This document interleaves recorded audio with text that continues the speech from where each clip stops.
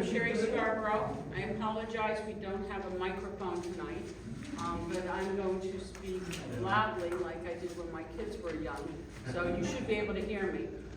We have a great program tonight, but before we get to that, let me introduce some of our guests that we have and get some updates. Captain Moss, Palm Beach County Sheriff's Office. Happy Valentine's Day. So I think everyone pretty much knows me here. If you don't, Captain David Moss. I am the commander for the Palm Beach County Sheriff's Office out here in West Boca. Really quick update, some updates. Something that usually doesn't come up, so I'll bring it up. We've seen some storage unit places getting hit with some burglaries, not only here, but the rest of the county as well. It seems to be a popular thing. If you are keeping items at a storage unit that you may have, check on it every now and then, and if it's something that is very valuable, don't leave it there. Put it in a safe deposit box, put it in a safe in your home, get an alarm system for it or whatever. If you have to store a couch, an old couch or something like that, have at it. But we had a case Sergeant Tremonte is familiar with a while ago where someone put basically their life savings of a comic book collection into a storage unit, well over $1 million. And someone broke in and stole it. The case was solved, but it was quite the adventure. So anyway, the real quick update and takeaway from any of that is if you have things in a storage unit, don't make it something that's too much of value. Tell your family members. Before I stop and turn over to Chief Bostic, I just want to thank Sergeant Tremonte and his crew, Detective Horton and Detective Miranda, for coming down on somewhat of a short notice for Valentine's Day. They're one of our most important units at the Palm Beach County Sheriff's Office, and when they're done with their presentation, you'll find out why. But they really are experts in what they do, and anytime we call them 24/7, they're on top of it. And in today's world, with everything you see in the media, they have their finger on the pulse of what's going on here in Palm Beach County. Feel free to ask them any questions. It's an amazing unit, and in law enforcement, it's something that didn't exist years ago. So we're on the forefront, even nationally, as to what they are able to do in these tough times today. So thank you very much. Thanks, Captain Moss. Chief Bostic. Good evening. So last month when I was here, I was introduced. I'm a newly promoted district chief for Palm Beach County Fire Rescue. I really didn't get a chance to explain who we are, and I had some questions about, hey, are we City of Boca or are we Palm Beach County? So I just want to explain that we are Palm Beach County Fire Rescue that services West Boca, right? And we have 7 stations in the West Boca region. We service as far as Atlantic Ave, as south as 18th Street, and as east as Military Trail, and then we got everything west in Area 1, Arthur Marshall, Area 2, and so on and so forth, things like that. So we have, 52 square miles, and we had over 25,000 calls in the 2022 year, so we're pretty busy. I am stationed at Station 57, which is on Vista del Lago and Lyons, just south of Glades Road, in between Glades and Palmetto. So if you guys ever have any questions for me, I'm a 9 to 5 weekday schedule, so I'm always there. So you can always stop by. I'll welcome you guys. We'll have a pot of coffee or something like that, and I'm open for suggestions.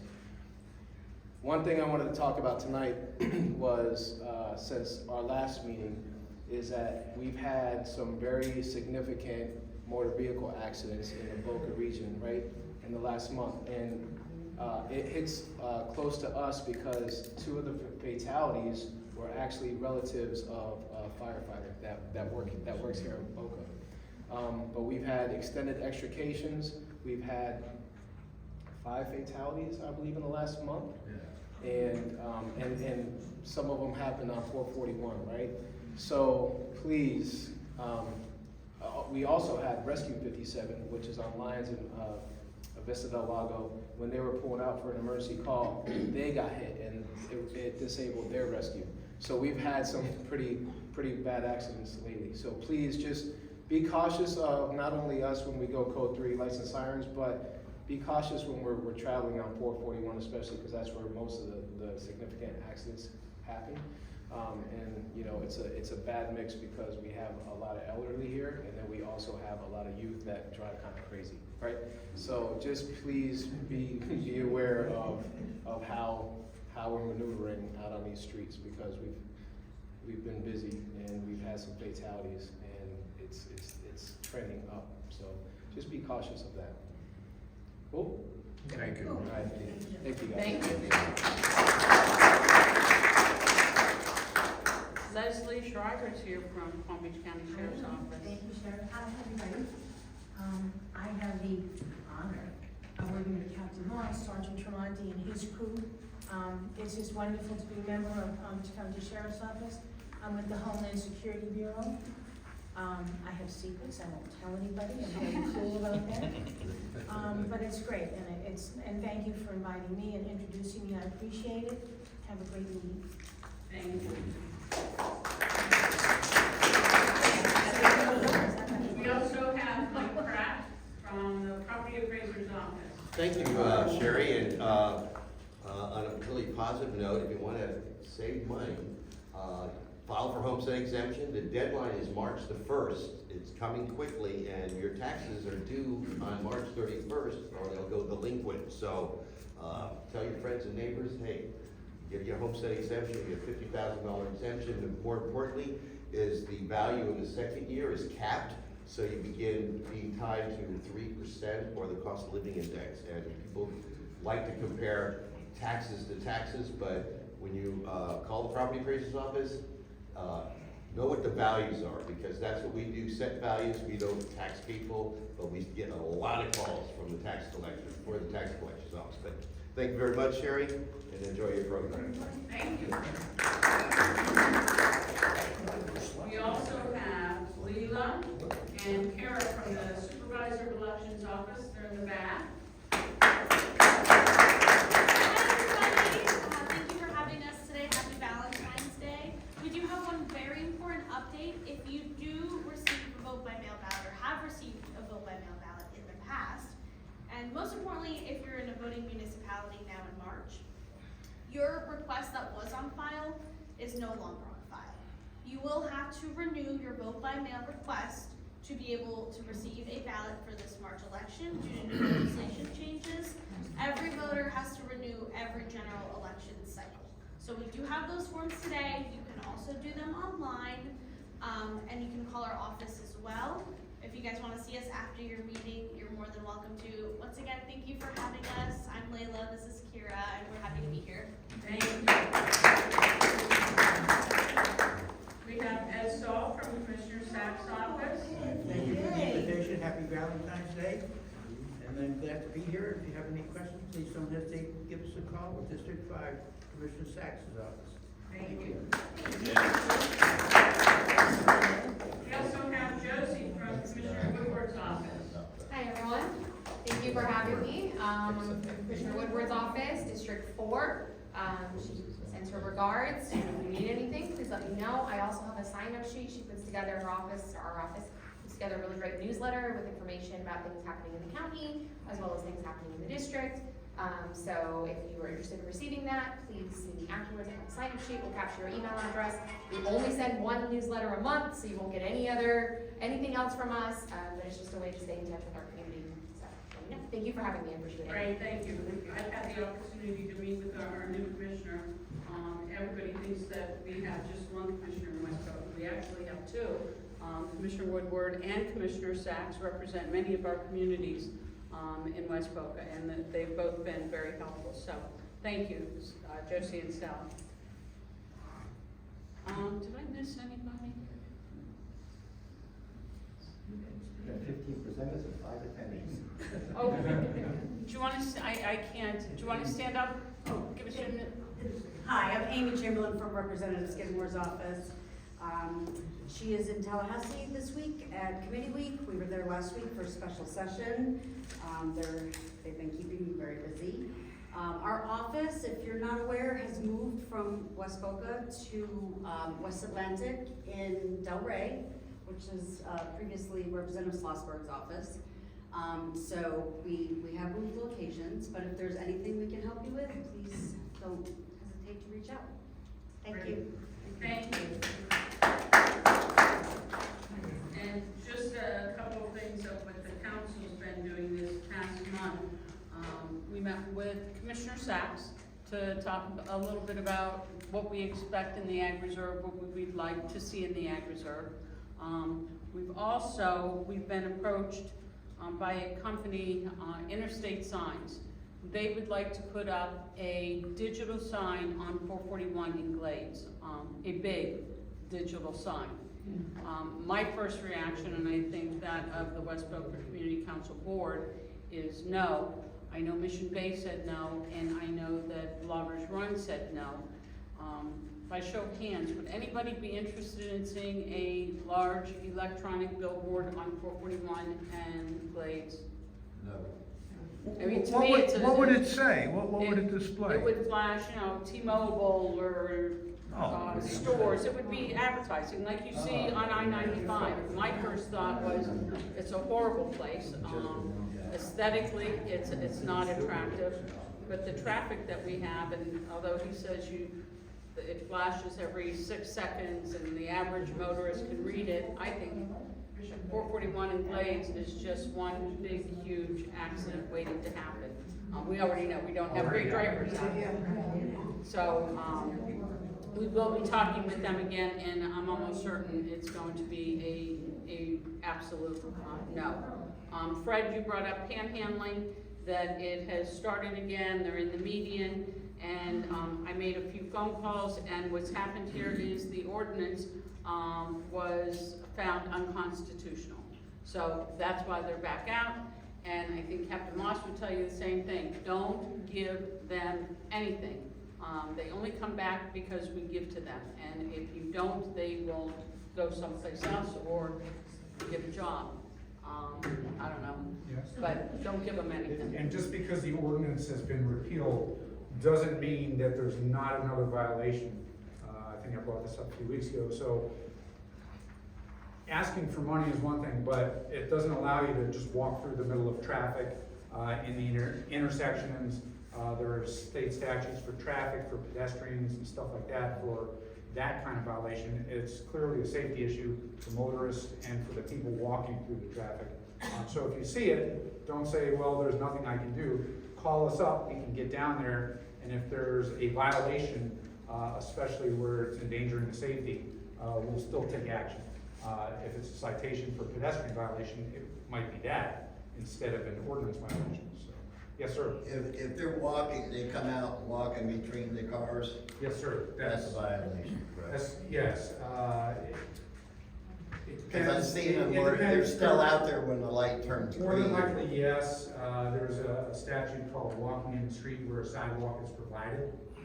So if you're walking in the street, and let's say Glades into Turnpike is where I saw one of the individuals, and there's a sidewalk everywhere, you just can't meander through traffic like you're describing, I know what you're describing. So the answer would be yes, that would be a violation. Thank you. Ellen, you had given me something earlier, I believe it's on the family festival days out at the South County Regional Park. That will be March 17th to 19th. Bounce houses, there'll be food, Miss America, or Miss Universe, who is a big proponent of anti-bullying, will also be there. There'll be cheerleading contests, so if you're interested, or you have grandkids, or just want to get out and see the beautiful park, March 17th to 19th. And we'll be putting stuff up on our website and getting more information out to you. And now onto our program. I think it was a couple weeks ago, maybe a month ago, I had gotten home from work and there was yet another mass shooting that led the news that night, and just sitting there, I'm shaking my head. You turn on the news in the morning, there was a mass shooting again this morning. At night, you get home, you turn it on, it's a mass shooting. I called Ellen and I said, you know what, I think we should have a program on mass shooting. One, the business that I'm in, and I'm sure there's many of you here that are board members, I'm a community manager, and I can tell you I've had guns pulled on me, we've been threatened, called Captain Moss to have some people removed, and it's frightening. You never know what's going on in somebody else's mind, and that one little thing that triggers them. Besides trying to be kind to people, you know, there's times when they cross the line and you don't know. We don't know. It's a scary world out there. So after I spoke to Ellen, then I tried to get a hold of Leslie. She was at a dinner somewhere. And the next morning I had the good fortune of going to the district security meeting, and these guys were given the very presentation that I was thinking of. So I'm happy to introduce Detective Tremonti, Detective Sergeant Tremonti? Detective Sergeant, yeah, I mean, Okay. it's technical, but. Detective Miranda, like Miranda writes, and Detective Horton, like Horton hears it. Yeah. Exactly. So, Very catchy. that's who they are, and they have a great presentation, and thank you very much for spending Valentine's Day with us, and all the lonely hearts are, this is what we do. And there's a bunch of candy up here I brought for everybody to sweeten the mood tonight, and thank you all for coming. And with that, Detective Tremonti, thank you. Thank you, Sherry. Obviously, as Sherry was saying, and Captain Moss, I'm Sergeant Mike Tremonti. I'm the supervisor for the Palm Beach County Sheriff's Office Targeted Violence Unit. And we wanted to come today with Detective Horton, Detective Miranda, my guys that are also unit trainers for the division and the unit, to discuss what we do, to kind of give a better idea, because, you know, we are pretty new and we spend a lot of time trying to tell our own PBSO deputies and other detectives in the community, spreading the word about what we do. And Sherry got to see our presentation, and I must have spoke, and these guys must have did well enough that she wanted to invite us back. I mean, we're booked, but she has some pull. We were able to get in here tonight. We didn't charge her for anything. It's a free presentation. So the Targeted Violence Unit got established back just recently, but the history of the Behavioral Services Division kind of goes back. If you could go into, I'm not gonna, almost back to 2013, Sheriff Bradshaw put a division together of deputies with mental health professionals and a co-responder team to kind of combat some of the issues with individuals having a mental health crisis, and there were some unarmed shootings, and knew there was a need to address to try to mitigate that problem. That has now developed into our unit. Captain Foley, our commander, put together, taking deputies, turning them into detectives, and becoming a more investigative unit, trying to investigate crimes of violence and looking into it, and what we can do to mitigate it, and then pairing up with licensed therapists. We have 6 licensed therapists on our team, along with our 10 detectives that go and they respond in a co-responder model. We're going to discuss a few examples. These guys are going to talk about some cases because it's much better. They're the ones that do them. I just assign the cases. I don't do the work. Kind of discussing how that worked. And we put that team together to kind of address these kind of threats in the community. It kind of really, today's the anniversary, 5 years ago, and Marjorie Stoneman Douglas in Parkland, of the tragedy of the individual who went and did a mass shooting on a school, right? Since when that happened, the legislation put in the Marjorie Stoneman Douglas Act. It was acted on pretty quickly. They wanted to get legislation, get some more laws in place to help us combat these issues and to try to address individuals in crisis, individuals threatening violence. And 2 statutes that are really come into play for our unit are 83610, which is written threats to kill, and risk protection order. Detective Horton and Detective Miranda are going to discuss those in detail with an example. You'll have just a brief overview, a better understanding. We're not expecting you to pass the test at the end. We're not going to expect you to make that arrest. Even Captain Moss doesn't have to remember it. We got this. We got this. So with that being said, we kind of just wanted to give you an understanding of where it all came from and how we're developing and the need. We also started working with the federal government, the FBI, the Secret Service, FDLE, and we saw a need for these kind of threats and this kind of investigation really start to blossom. And with that, we put a team together. So besides this unit right here, the Palm Beach County Sheriff's Office Target Violence Unit, there's also a Palm Beach County Threat Management Team. So, and most of the citizens don't know about it, but that's okay. We're doing our job to build a team and have infrastructure to help protect you guys. And we, my guys here that are the trainers, they're working along with their detectives from Boynton Beach, West Palm Beach, all these other municipalities and the federal government to address these issues and making sure that we're all on the same page and we're sharing the information and we're addressing these individuals that are on a pathway to violence. The federal government has a lot of studies, and they've done a lot of studies after the fact of all these mass shootings, and we're trying to take that knowledge of those tragedies and use it to our advantage and try to look at these precursors. We've all heard of red flag laws. That's been in the news a lot. Our red flag law is the risk protection order, and we've been utilizing that quite extensively and utilizing it for its purpose to try to get these individuals to not have firearms and to protect the community.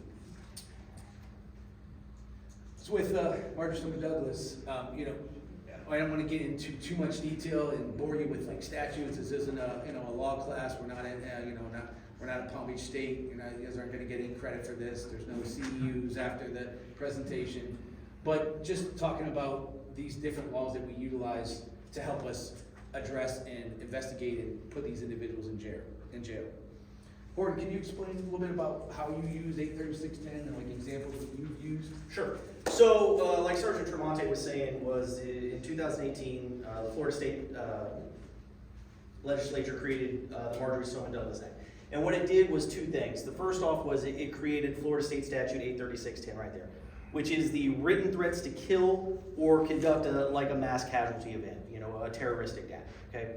So when we talk about written threats to kill, what we're talking about is anybody sending a threat via text message, social media, Facebook, Twitter, Discord, anything like that, where they're stating that they're going to kill someone by various means, or they're going to conduct a mass casualty event, saying like a school shooting. We get a lot of stuff from schools with, kids, they like to talk about, they're going to show up and they're going to shoot up the school because they're having a disagreement with other students. And so that's some of the stuff that we deal with when we talk about written threats. It does have to be in writing. The state statute says voicemails don't count. So if somebody calls and leaves a voicemail, I'm going to kill you. There may be other charges that apply, but it doesn't fall under what was created by the legislature for the Marjorie Stoneman Douglas Act. So it has to be in writing. Now, or electronic transmission, right? So this also covers like videos. If somebody's sends you a video of them saying that they're going to do something, or those audio recorded messages. You know how on your phone you can push the button and you can speak to text, right? That is considered an electronics transmission, and that still falls under this statute, okay? So, and it's a second-degree felony to send written threats. Yes, sir? How about voice to text the other way around? It works one way. When you get a voicemail and it transmits it to text, isn't that the same thing? So that's a great question, and no, it's not. Unfortunately, you've got, Apple and stuff like that. That's a feature that they offer. They do it for you as a matter of convenience. It's not the individual on the other end saying, let's go ahead and translate this to text. That's your phone just being very convenient for you so you don't have to listen to a voicemail. So that's the difference between that. If they send their voice like that through a text message or a social media application, that works. But your phone translating something for them, that does not apply to this statute right here. So that's the Florida State's written threats to kill in a nutshell. What the Marjorie Stoneman Douglas Act also did was create what's called risk protection orders, and if you want to keep going, and so that falls under. We'll backtrack a little bit. So some of the protocols that we deal with when we start talking about risk protection orders and or written threats, our unit as a whole, we respond to all kinds of situations where an individual is threatening organizations, HOAs, banks, hospitals, individual members of the community, wives, girlfriends, neighbors, things like that. Those are all things that we, as a targeted violence unit, want to respond to investigate, to make sure that nothing is going to escalate and become a potential problem. So we respond to things like arsons, aggravated assaults, aggravated stalkings. We've done attempted murders. We run the gamut. So, if there's any act of violence towards an organization or an individual, we definitely want to come out and look at that and see if we can do something with the individual, whether it's place them criminally in jail, or sometimes people suffer from mental illness. We do also what's called risk protection orders, those red flag laws that Sergeant Tremonte was talking about. And what a risk protection order is basically, and it's changed a little bit over the years, right? So we all go back to 2018.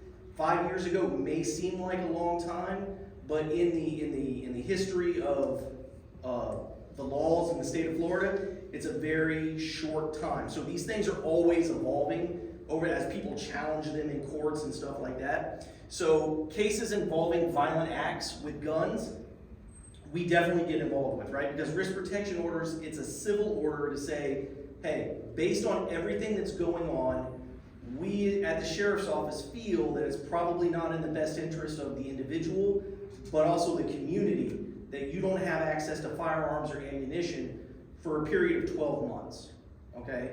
And that's what this law allows, it's only 12 months, okay? It's not a permanent revocation of someone's constitutional rights. It's just to make sure that they are in a better place than where we found them, okay? If a person violates the risk protection order, there are penalties that place that person in jail for violating it. And there are means to extend it. So if they go 11 months and they all of a sudden do something that we look at and we're like, hey, listen, they're sliding backwards, they're not progressing, they're still a danger to themselves or others, we can extend the risk protection order for another 12 months, okay? And going back a little bit, it says guns, but we deal with people that, threaten knives. Again, it goes back to anybody that's a danger to themselves or the community as a whole. Just because they're not saying the word gun doesn't mean that they're not a danger, and they shouldn't probably have access until they get some form of mental health evaluation or, get into a better place in their life. Matt, if I could, so as he's talking about all those different things, I wanted to kind of give you a couple examples. One that I wanted to bring up that I was involved in, and then one Detective Miranda's gonna talk about that will kind of they were in the news, and they kind of give an example of the cases we get involved in. So, Sherry mentioned about mass shootings, and that is the big deal, and we know the Marjorie Stoneman Douglas Act came from that. But like Matt was saying, we get involved in a lot of other things, and these hit home because you'll have more examples of individuals doing a violent act towards just a few individuals or a particular person or something like that, and that is just as dangerous, and that is, those individuals need to be addressed, and that pathway to that violence we want to intercede on.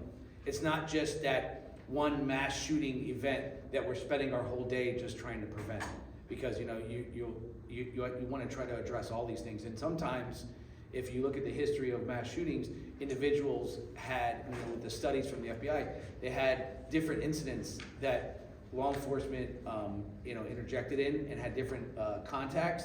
So we're making sure that when we're having our contacts with these individuals, we're doing the most we can and making sure these guys put people in jail, and we're like, oh, why are we just doing that? They're mentally ill.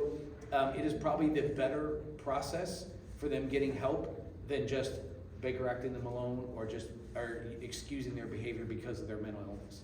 The individuals, are suffering a lot of times from that, or maybe it's undiagnosed, but they need to be held accountable. And any clinical therapist will tell you being held accountable is part of the therapeutic process. So don't feel bad that the individuals are going, because they need to be held accountable by this laws, and it's actually helping them in the process of taking them off that pathway. So we're finding it's the best and most effective process what we do.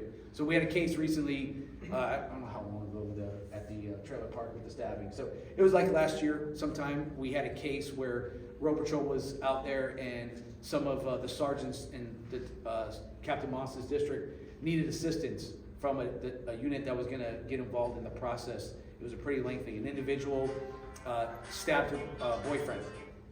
And so you're like, okay, well, that's, stabbed the boyfriend, she left the area. Well, we knew that we wanted to try to get this individual before more things happened and what was going on with her. And we found that she had a history of violence down in Miami, and there was this long thing of going on. So we got involved, we assisted the unit, the district and the deputies to make sure that we made an arrest, got an arrest warrant, located the individual, interviewed her, did the whole entire process so that we made sure that that victim had some justice, and we were able to take that individual off that pathway. Go ahead, sir. Isn't the new law that they're trying to pass about permitless gun carrying gonna blow a hole in everything? Well, I mean, we'll have to see what legislation and other different issues, but I don't usually speak on politics when because the sheriff's office, that's not our role, that's not the thing we get behind.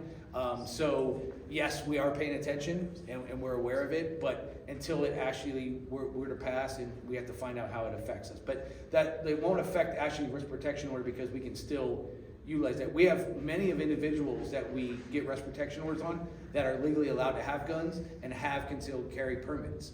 So we take concealed carry permits and their rights when they're in that when they've made that threat to themselves and others. So having the legal right to have it is not necessarily gonna affect our ability to do a risk protection order. It just, we might have some more activity, we might have some more referrals. It could, but you know what, I don't know, I don't wanna speak on that law or how that's gonna affect us.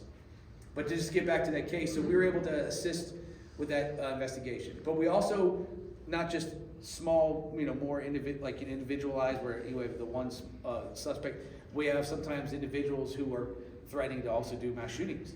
And Detective Moreno was involved in a pretty high-profile case that was on the news. He can't speak to the specifics, but I want to give you an idea in case you weren't aware of it. That happened on Palm Beach State campus, just east of, in Lake Worth, and FAU. So pretty close to home out here in West Boca. We got a tip that an individual someone else seen a post that an individual wanted to commit a mass casualty and shoot up the Palm Beach State College.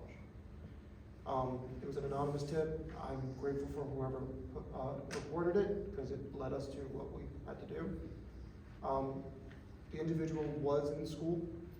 After doing lengthy search warrants and some research, we were able to locate the individual who happened to be on the school campus the very next morning. He had no school that day. We don't know why he was there. Myself and Detective Moreno were able to locate him, follow him while we waited for the rest of our team to come down, and we were able to take him in custody. We watched him, followed him from Palm Beach State College, and we followed him all the way onto FAU campus. He's not even a student at FAU. We don't know what he was trying to do, but we ultimately were able to take him into custody, the two of us, before anything essentially happened. Thankfully, he was not armed, so we don't know what his intent was. We, just the team that we are, we put him in jail, obviously, a day, interviewed him, he admitted to some, denied some, but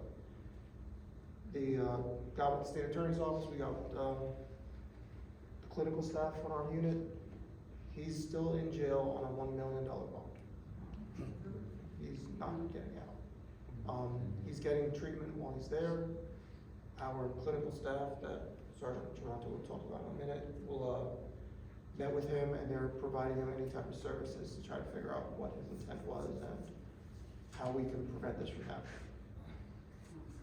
Yeah, so I mean, congrats that we were able to get involved, and it was the communication and the understanding of what our unit does, that we got the referral, and then these guys immediately jumped on it, and we were able to communicate and work with Palm Beach State, and they were extremely appreciative of what potentially, because when you prevent something, it's hard. There's not a data point to say, oh, we prevented this many things. But when you have at least an example, an individual who made a threat, I mean, that's your precursor that that's what they want to do. Whether or not they planned on doing it or we're going to do it, but we're just not going to take that chance. So if they're going to threaten it, and then their actions are starting to lead us that they're on that pathway to violence, we're going to stop them.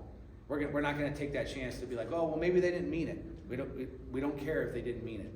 They shouldn't say, right? So, we tell people, like, be careful what you say, because there's a unit out there that's going to be paying attention, and is going to be taking you to jail if you are threatening people or posturing to make We just won't take the community unsafe, because that's our job now, is to keep that. And I'll be honest with you, I'm so thankful that I had an opportunity to come and do this unit, because I feel like it's making a big difference. And I have a relationship with not just Captain Moss in District 7, where I was working for many years, now the entire agency, because it's happening everywhere. We've just exploded with the amount of cases that we're getting. And that really doesn't come from, and I'm sorry, that was a pun, exploded, right, sorry.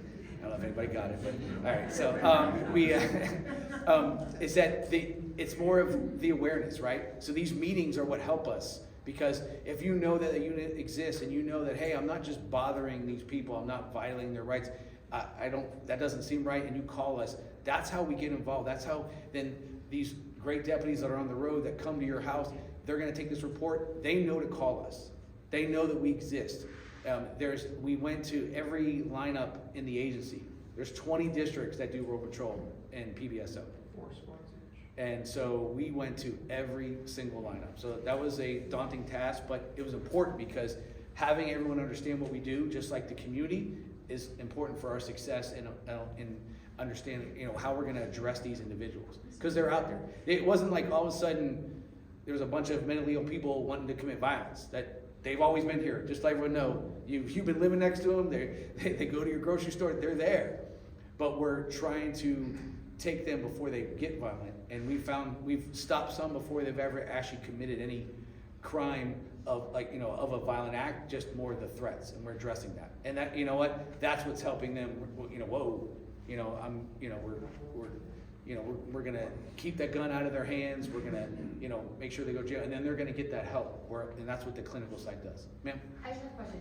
If, how do you integrate with like municipalities?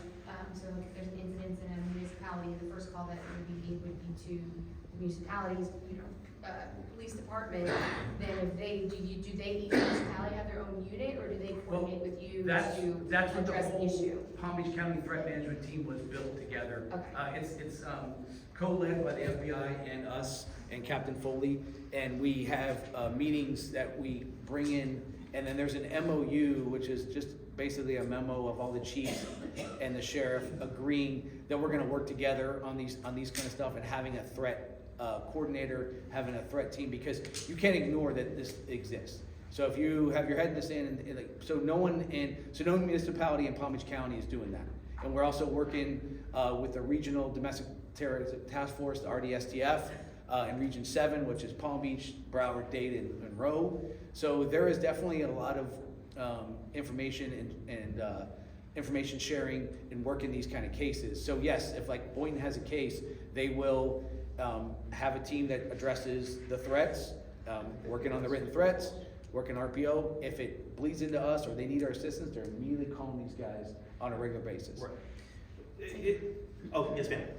What about like domestic violence, if usually it's the husband, he says, I'm gonna kill, and it's written down, I'm gonna kill you, or whatever, does that involve you at all? Yes, that definitely, we deal with that a lot more than you would think. Relationships are complicated, right? And so on Valentine's Day too. Right. So sometimes wives text it to the husbands, husbands text it to the wives. It is a violation of the written threats, and that is something that we would work for that. Yeah. So one of the things that makes our unit special, and it's been kind of mentioned a couple times, is that while law enforcement, we focus more on prevention, and sometimes, as a way to prevent things, people go to jail. We also have a clinical staff that is assigned to our unit. So we have several licensed clinicians who, after law enforcement deals with a person, they follow up with that individual and they follow up with that individual's family to see if there's any documented mental health issues. Maybe there's a medical reason, like traumatic brain injury, that they could be acting the way they're acting. And then they try to help connect those individuals to services to make sure that we don't have a repeat of that incident. So our unit is unique in that, we offer a continuation of services, because most time law enforcement gets involved, we take the individual, we take them to the Palm Beach County Jail, or we take them to the hospital, and that's it, right? Sheriff's office is like, we're done, right? Because we've done everything that we can do from that. But our unit, through the licensed clinicians, continue on past incarceration, past hospitalization, past what law enforcement stops at, and helps these people get connected with services so there isn't a repeat of hopefully the action that caused us to get involved with in the beginning. So that's one of the things that makes our unit special in that regard. A couple things our therapists do not do, or our licensed clinicians do not do. They do not participate in investigations, right? They are strictly after the fact. And the reason for that is we don't want the citizens that we deal with in a negative way, unfortunately, we don't want them to associate that with the licensed clinicians because they would be less likely to probably accept services because they see them when they're being hospitalized or being arrested or being, told they can't do a certain action. They may transfer that over to the clinician and they just shut down, right? They do not participate in court proceedings. They won't show up and testify that I spoke with so-and-so and this is what they told me. Everything's covered under HIPAA and stuff like that. They do not provide therapy, right? There's just too many people in Palm Beach County for the sheriff's office and the licensed clinicians that we have to provide therapy for everyone. That's why through grants and other services, they connect the referred person with a psychiatrist, a therapist, maybe it's a new doctor, they need to get their medication right. They facilitate those types of communications to place that person on a path to healing and getting into a better place in their life. Is that automatic? It is. Every case that we have after law enforcement is done, whatever we do, is automatically assigned a therapist. And that therapist starts gathering from detectives and everything. They start gathering family information, mom's phone, grandma's phone, stuff like that, so they can call and say, hey, little Johnny, he got in trouble. Does he have any history of mental illness? Does he have any injuries that would do this? And then they'll call the referred person and be like, hey, this is who we are. Would you like services, right? It's a voluntary program. We don't force anybody to participate. But what we find is that just even reaching out to people, giving them that olive branch or that lifeline to say, hey, listen, we understand there's an issue. Would you like help? People jump on that. They're like, yes, I would love help. I didn't realize I had some problems until, stuff like this happened. So if you think about what he said, those individuals that we run into that say, yes, I would like help, you never hear about them because they're wanting help, they're doing the right thing, they're on the right pathway. It's the ones that don't want help, they can't see they want help. That's the frustration of family members, and we've all experienced it. I have a friend, somebody that's had an issue, whether it's addiction, mental illness, whatever, that didn't take their medication, doesn't see that they have a problem. That's what we have to, and a lot of times you'll see in the news, like, oh, that guy was mentally ill, why didn't they help him? That is the misconception that we have probably tried countless times. We've arrested them, we've intervened, we've mitigated, we've offered services to family, Baker acted them. It is an issue. There is a mental illness, problem that we continually have to strive to get better at, and better awareness and better services. We're doing our part by at least having that ability to connect those individuals that already show that pattern of violence. We don't work with individuals that don't have a pattern of violence just because, like you said, there's just not enough of us. So we're focusing on the ones that we have contact with that have committed a violent act or have threatened to commit a violent act. Those are the cases that we're working because we feel like that's the best utilization of these clinical therapists to connect. And we're seeing success. We're seeing individuals that aren't becoming, and one measure of success sometimes in the law enforcement, in the criminal justice system is recidivism. Individuals getting rearrested, Baker acted more times. We're seeing success in some individuals there, and it's really nice, an individual who written threats to kill, had a gun, threatened somebody, maybe shot somebody. They're getting arrested, they're held accountable legally, but then they're also getting medication. They're going to therapy, and we haven't heard from them in a year. And that's a great success. That doesn't normally make the news, right? The successes don't usually make the news. It's the tragedies that make the news. But that's why we want to make sure you guys hear about what we're doing at the Sheriff's Office, what the Targeted Violence Unit is doing, and things of that nature. We feel like we kind of given you an overview. I know everybody has tons of questions. I see all the brains starting to cook, and we want to open up. Feel any question, we'll answer it. We'll tell you what we can, and we'll go from there. Yes, does this unit deal with hate crimes, or is that another unit? At times, and a hate crime, obviously, we look at the statutory definition related to, a protected class and, their targeted individual. It depends on what the crime is related to the hate crime. If it's a crime that fits in our criteria of a threat of violence, we'll get involved in it. And then we'll enhance that statute and that penalty, with a hate crime violation as well. So, yes, we do address that. Yes, ma'am. I just have a question. I just wanted to find out, does your unit surveil like our texts and emails and, Facebook? Do you do that, or is it like, Okay, like so federal? we don't do any proactive surveillance. Like we're not just watching your phones, watch your phones. No one does that. That's TV. Right, yeah, that's TV. If we have an individual who's making written threats or something like that, there's a legal process to get communications from whether it's social media or something like that. You have to do search warrants, right? And so in any cases where we do have cases like that, we always get search warrants. We send them away to Facebook, Twitter, Snapchat, stuff like that. AT&T, Verizon, T-Mobile. Those are the only legal ways that we can get a copy of someone's. So someone has to report it, Right. So we're getting way more people reporting. Yeah. I mean, everybody's on social media. Right. And the more tragedies we have, it's unfortunate, the better we're getting. Just How to quick let you are know. they acted upon the search warrant? What's that? How quick is a search warrant? It's going quick. We're not getting impeded. Days, weeks, So hours? the thing, Well, yeah. that's If you on get a TV tip, hours. no, if you got a tip, if you got a tip on something, how quick do you get a So search the case that I warrant? spoke about before with the FAU, I got that tip Thursday afternoon. I had everything and arrested him by Friday morning. That's right, that's awesome. Yeah. For what we don't know, what we need to get a search warrant for, because we only know what we know. If we already have it, we're not waiting on the results of a search warrant. We're making the arrest. Sure. That stuff comes later. Sure. That's for the legal proceeding. So we aren't waiting. We're not getting impeded by the legal process. We are able to act Take it out, quickly. right. Yes, sir. Why don't you try to bring in a psychiatric examination when a person applies for concealed weapons permit? You would think that would take it away from the people who shouldn't have it. That's a valid question, and we don't really have the answer to that.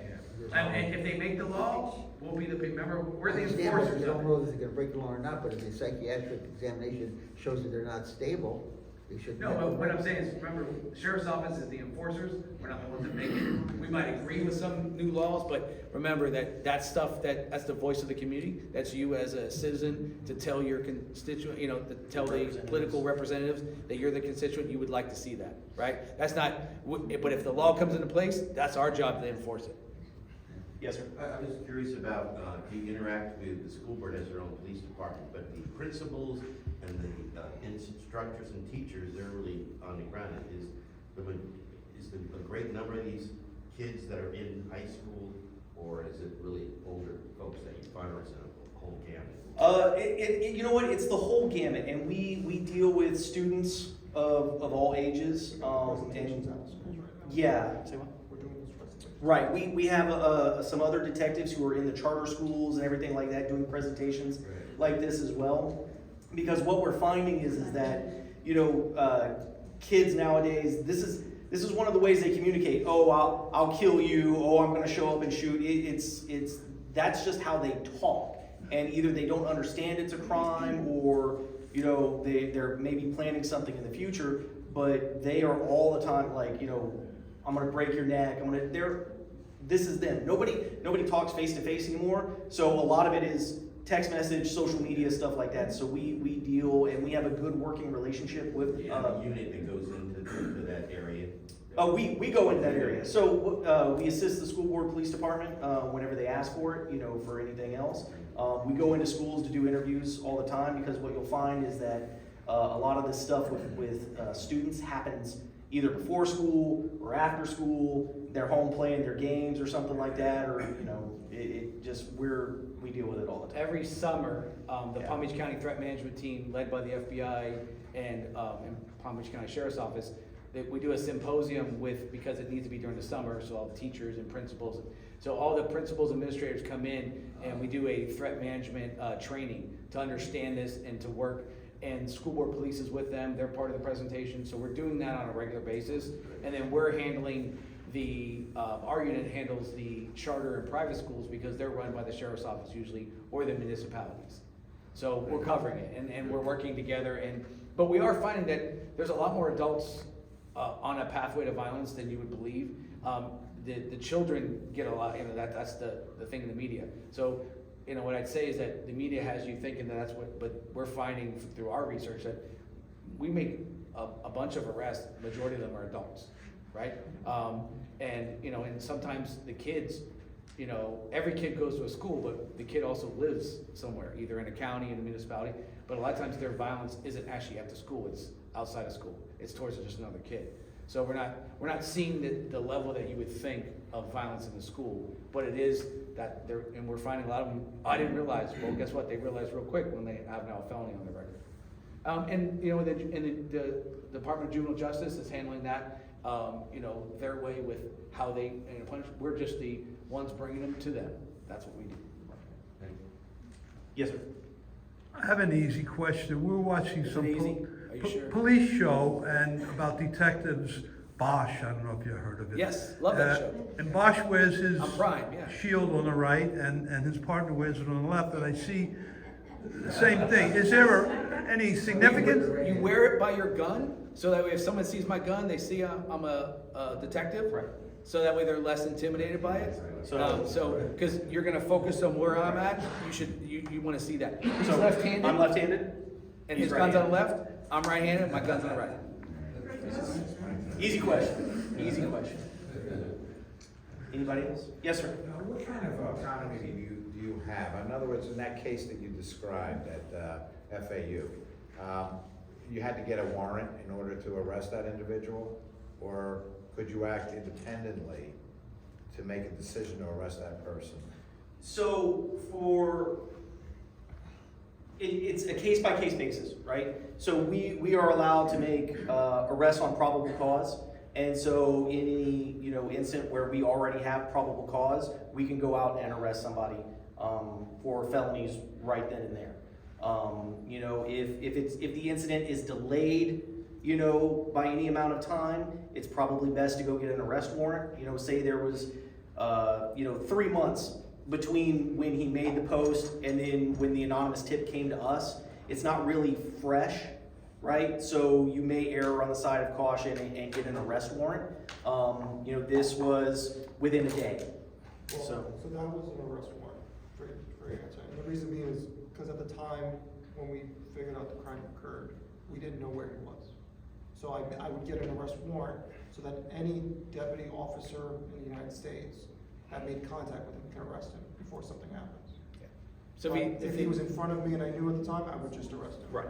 So it's really just a case-by-case basis on. And unlike some of the law systems and the police departments up north, we're not inhibited by the arrest warrant. Basically, we're the ones still in charge. We're the ones still telling the story. We're just getting with the state attorney, and then the judge is just signing off on it. So it's not like where you need approval from someone else, whether or not. I mean, you do. The judge has to agree that you have probable cause. But our unit, a lot of times, we'll get those arrest warrants when the individual's not right there, like he said, to make it better for us to put them in custody and to make sure we're not missing them, because we don't want a chance of us looking and them running into somebody who didn't communicate with us. Now, arrest warrant, everyone in law enforcement gets to know that individual has an arrest warrant. So it's a great process. It doesn't hinder us, it actually helps us a lot. Sir? I was hoping for a little more of a tactical discussion tonight. Obviously, you're on the mental side of prevention, which is great. But I'm wondering if we walked into a situation, what your advice would be to any of us. If somebody walks through that door over there and they've got something less than an AK-47, assuming that we don't have 4 armed law enforcement officers with us, what should we do? Right. You know, obviously, we're more the investigative side, that's the unit that does that. Obviously, there's a couple different, theories out there of, you know, if you have the tactical experience and the training and you're carrying, you know, and you feel like you can engage the individual, that's what you decide to do. But if you want to protect yourself, it's instinct of like how to protect yourself. There really isn't, because if an individual came in now, obviously we're here. If they weren't here, you guys would have to decide. And there's nothing I could tell you right now that would be like, oh, I remember that at the time. You know what I'm saying? It would have to be something of training, because all those skills are perishable, right? You'd have to constantly know and train and get ready. But the thing is that, you know, your instinct is going to keep in to protect yourself. That's human nature. So you're going to do what you did. And a lot of times what people do is flee, right? You know, fight or flight. A lot of people, not everybody fights. Most people don't. But the flight is in there, right? So they're getting out of there, they're running, and that's what they're doing. And that does save a lot more people. I mean, if everyone stayed and fight, there'd probably be a lot more in those casualties, unfortunately. I don't have that training to go about, you know, we don't work on that type of training. And maybe, I don't know if Captain Moss knows if that training's out there for the community, for the public. I'm not aware of it, but I know that there is a lot online, because that is a topic that a lot of people talk about. Where does the liability fall? It seems like you're a concealed weapon carrier, just like I am. And you're concerned about the liability issue, just like I am. Well, I mean, the Florida statute protects you, and you know, if the situation, you know, is in that, you know, that, so I don't want to, I'd have to, it'd be. Between monetary ramification and legal ramification. If someone came in here, everybody's down on the ground, everybody's getting shot up, and you draw, and you take the guy out, where are you at now? Yeah, so, and those are the more dramatic and the more interesting scenarios to talk about. But I say that the information we're giving you about talking about your neighbor who you feel like is on that pathway is going to protect us more than just that knowledge, right? Because you two are here, but I mean, you're telling me that everyone here could do that? Probably not, right? The majority don't have that skill set or that mindset to do it. So we don't want to make that our lesson. We want to make knowledge. The brain's still working, right? Whether or not the body's still working, We're not encouraging a firefight. Yeah. I don't think that's in our best interest to make sure that's happening. We're encouraging, letting us know so we can prevent that. Yeah, and remember, we're training often, so that's what, try not to take it in your own hands unless you have to. Obviously, you know, protect yourself, but if you don't have to, let us know, let us do it. We have the skill set, the training, and the manpower. We're the biggest gang in Palm Beach County, the Sheriff's Office, right? Biggest gang. You're not gonna beat us, I'm just saying. You might win sometime, but you're never gonna beat us, just telling you. Anybody else? Sherry? I have one question, and this is an easy one. Why do you all have a black ring? They're silicone, so that way, if in case we're climbing on something, it doesn't rip our finger off, and it'll break. And so it's It doesn't get jammed in our finger. We hit something. and culturally, they've been selling it to law enforcement for many, many years, and so we just all buy them, right? You know, it's the cool thing to do. I mean, some of them still wear the metal rings, but we've had a couple guys that have had, you've heard of avulsion, where, you know, it starts to rip your finger, get it caught. No one wants that, right? And our wives want us to look married, so we wear a ring, right? So it's important. So half of it's for our wives, and the other half of it is so we don't get our finger ripped off. That's the only answer I have. So the last thing we just want to leave you with is, you know, if you don't say anything to us, we never know until it's too late, okay? We would rather have you just call and say, hey, listen, something's not right. I have suspicions. I'm not sure what this is. And we would rather come out and look at it and say, no, it's nothing, than never have been called out at all and it actually be something. So if you have anything you're not sure about, call. That's what we're here for. 24 hours a day, 7 days a week. That's what we're here to do. And we would much rather just, make sure it's nothing, then ignore it and it actually turn out to be something. And Sheriff Bradshaw says, see something, say something, he says it all the time. We have an app, we utilize that as well. They notify us when it applies to us and other units. So see something, say something. Should we call 911 or should we call you directly? Or If you don't know at the time, like if you don't know the situation, you have the time to call the non-emergency, just call 911. Right.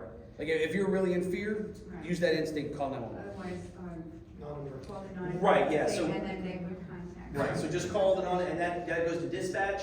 There's always somebody there willing to answer the phone and just say, hey, listen, I got something, I don't really feel right about it, I need to talk to a deputy, and just call How's the 911 location working now on the cell phones?